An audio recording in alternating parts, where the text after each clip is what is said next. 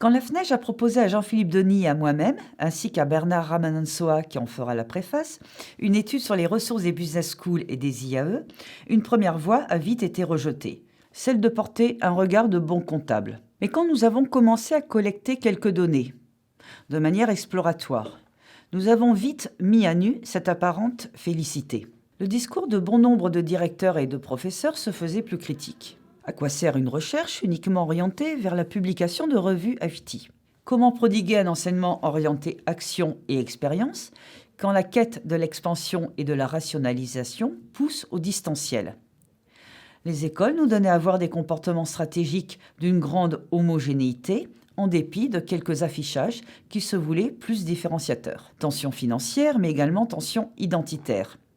Derrière l'uniformité du discours qui vante les mérites d'une excellence en recherche qui alimenterait l'excellence en pédagogie et la professionnalisation des formations, le doute ne cesse de s'accroître quant à un retour sur investissement de plus en plus incertain.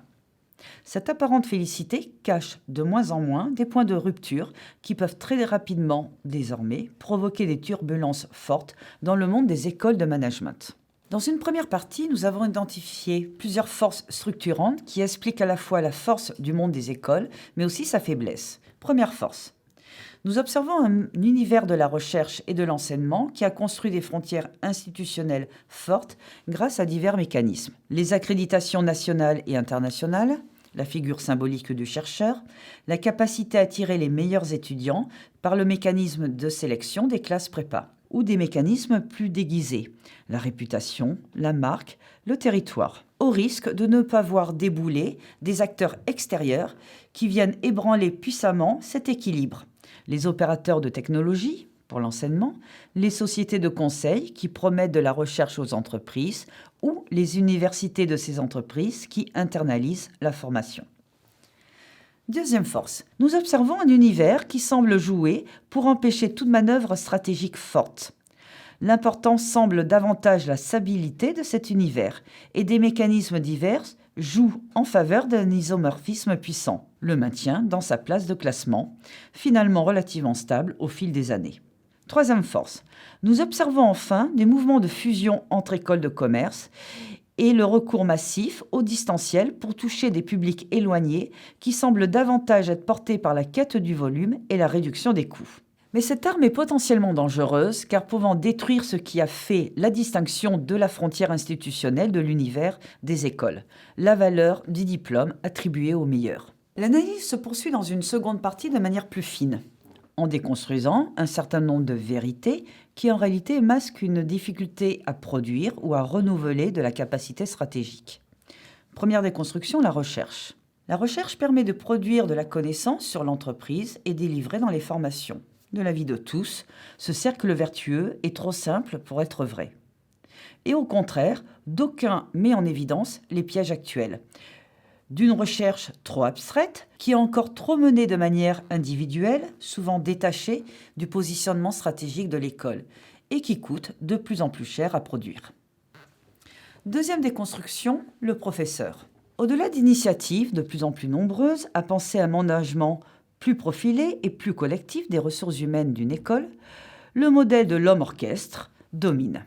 Le bon professeur est avant tout un chercheur. Or, ces publics sont de plus en plus variés, entre la quête des bachelors pour faire du volume et l'executive education pour faire de la marge et de la notoriété. Troisième déconstruction, l'étudiant. Le business model des écoles est très spécifique. Elles ne fabriquent pas de l'étudiant, mais forment ceux qui auront décidé de se former. La compétition se joue pour dévier des mouvements d'étudiants d'une école vers une autre, mais non pas pour amener celui qui ne veut pas se former à se former. Des marges de croissance sont donc recherchées du côté des bachelors ou à l'étranger. Et finalement, quant au numérique, une véritable innovation radicale qui doit être considérée comme telle. En somme, le numérique est une activité qui doit être pensée comme radicalement nouvelle et pour laquelle des efforts considérables en ingénierie pédagogique, en équipe support et en profilage des enseignants doivent être consentis. Nous venons d'analyser un certain nombre de voies empruntées par bon nombre d'écoles pour répondre aux enjeux de leur environnement. Mais ces ressources nouvelles, ou dont la gestion est renouvelée, sont davantage mobilisées pour continuer à exploiter et non pas explorer des voies durables pour un changement radical qu'apportent les défis actuels. Dans une troisième partie, nous proposons quelques voies de renouveau. Première voie, par exemple, osons réinventer l'articulation entre Research School et Teaching School.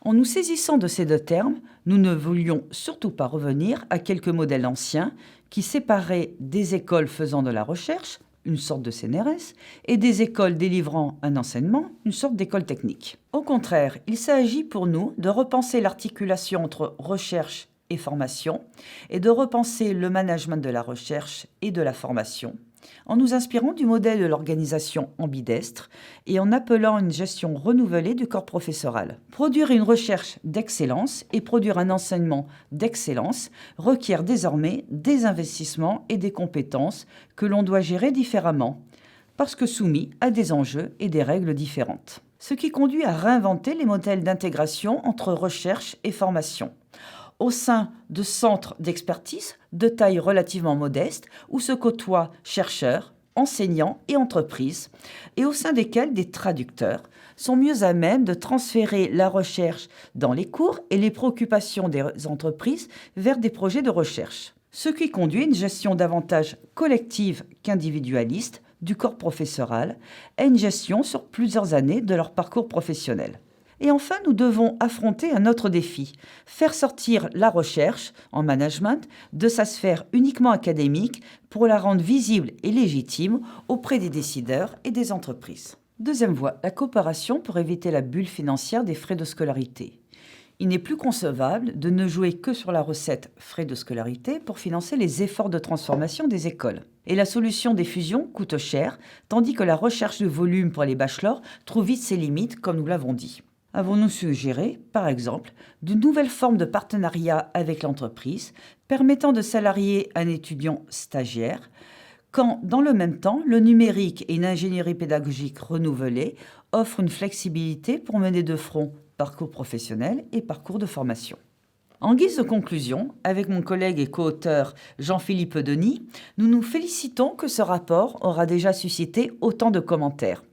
Est-ce la preuve qu'une fenêtre s'ouvre de plus en plus pour repenser les modèles économiques et professionnels des écoles? Mais cette fenêtre appelle à davantage de coopération pour agir ensemble.